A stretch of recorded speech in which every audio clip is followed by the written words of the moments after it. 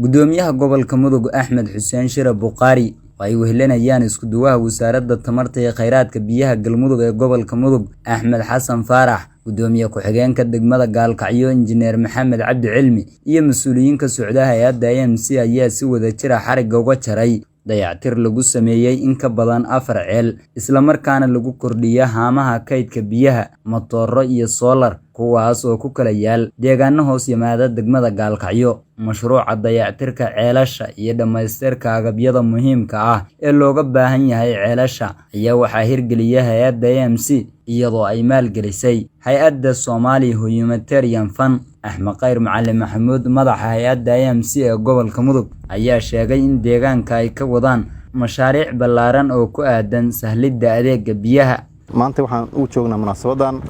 inaan ku wareejino maamulka gobolka iyo degmada iyo wasaaradda shaqooyin muhiim ah oo aan u qabanay deegaanadan oo qayb ahaan aan horay qayb u soo wareejinay qaybihii dhimanaa u dambeeyay oo shaqadii dhamaatay inay nala arkeen shaqadii aan rabnay inaan ku wareejino si buuxda IMC oo kaashanaysa hay'adda la yiraahdo fanka oo SHF ayaa waxay ka qabatay deegaanadan shaqooyin badan oo looga jawaabayay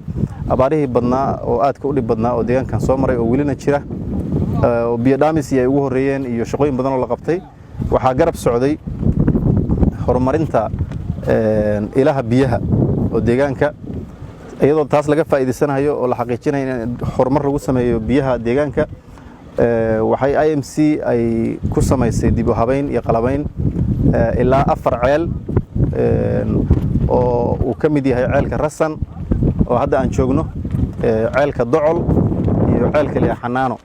saddexdaas ceel IMC waxay ka samaysay solar saartay oo waaweyn oo awoodooda ay dhan tahay inay biyo ku filan deegaanka siiyaan haamaha iyo booyadaha imaanaya ay dhaqso u dhaamiyaan waxa kale oo la siiyay matoor iyo bamkii iyo biyo gelin loogu sameeyay deegaanka meesha ay dadku degan yihiin biyaha loo gaarsiiyo wadkiis looga dhisay waxa kale oo dayactir lagu sameeyay asna ceelka barakacayaasha xarxar oo asagana haamihii iyo waxyaalo u baahnaa iyo bamkii iyo arrimihii u baahnaa yarka dayactirka loo sameeyay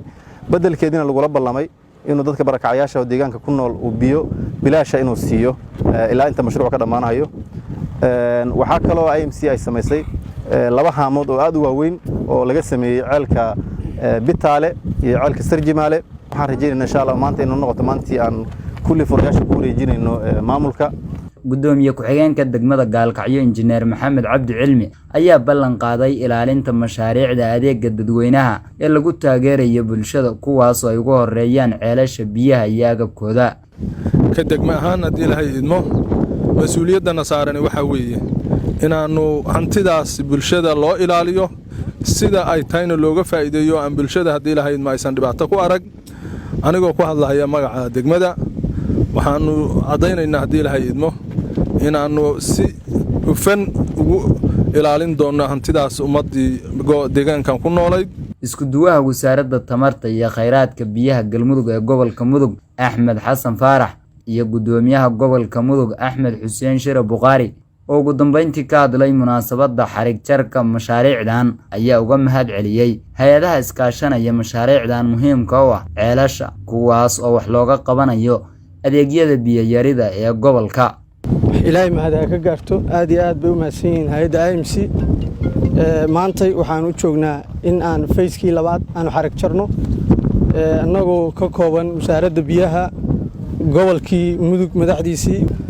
taasuna waxay keenaysaa hufnaanta iyo dawladda dejinta heerka ay reer Galmudug ay ka taagan yihiin waxaan ka dardaarmayaa mar labaad iyo mar saddexaad iyo gudoomiyaha deegaanka Rasan sida hufan agabkan loo sameeyay ka wasaarad ahaan aan isku xilqaanay adikuna inaan isku xilqaantaan ilaalisaan marka ugu horeysa inaan ka mahad celiyo hay'adda IMC oo mashruucan quruxda badan maaragtay aadka u qiimaha badan fulisay waxaan rabaa inaan mahad celiyo shaqo fiican oo loo baahnaa ayaa qabateen waa shaqo waxa weeye markii la yiraahdo biyo markii la yiraahdo waa nolosha ibn aadanka weeye waa meesha ugu mudan in wax laga qabto weeye Saadaq Siciid Nuur raadiyaha iyo telefishinka Galmudug Gaalkacyo.